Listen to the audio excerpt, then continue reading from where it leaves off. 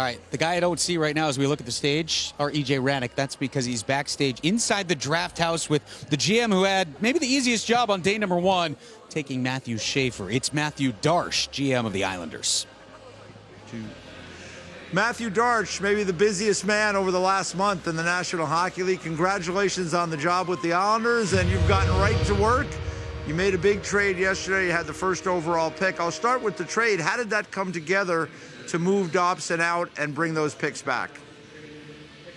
Well, you know, we went through this hoping to re-sign the player, and we couldn't agree on a contract, which happens in sports. It was all good, and we had good discussions with his team, and we decided to get the best we can by moving Noah, and we're really excited with the picks that we got yesterday and the players that actually fell to those picks. So we're excited to have them on board.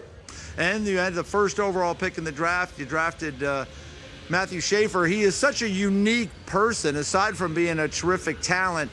As you jumped into that job and you're talking to your scouts and you're focused on this draft, I mean, what was it to you? Was there one thing, or was it just the total package that he brings to the table?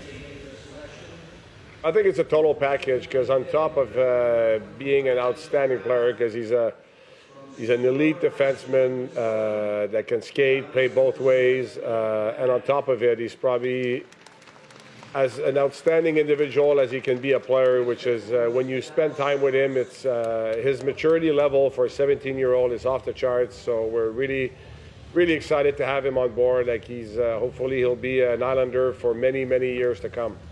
I want to ask you about those other two picks that you made, because you ended up with a couple of really good players. But I do have to ask about the situation there in terms of James Hagens, a local guy, a very high-end prospect. There was a lot of talk you were trying to maybe move up to get him.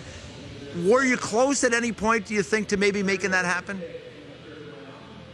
Well, you know, James is a great player also. So you look at every opportunity during a draft, and we look, but there's a reason the team drafted him, because he's a very good player. So they're not just going to, because he's from Long Island, we'll let you draft him if we like him, because he's a good player. So they decided to draft him. So,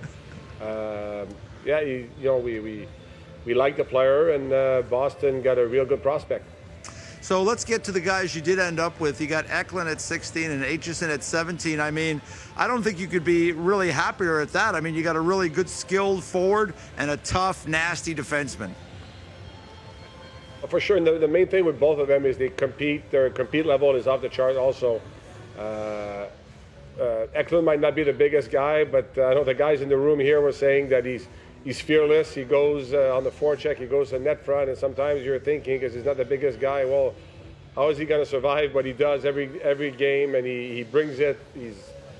He's always on pucks. The intensity is there, and Kashan, I mean, you see the highlights online, like the way he hits, the way he can move the puck, the way he skates.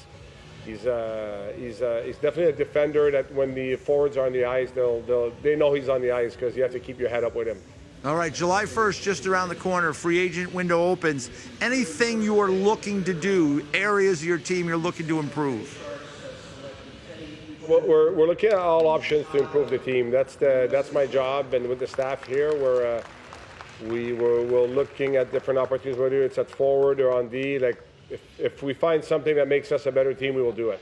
All right, Mathieu, congratulations on the new job. A great start for you guys.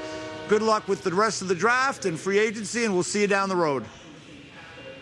Thanks, EJ.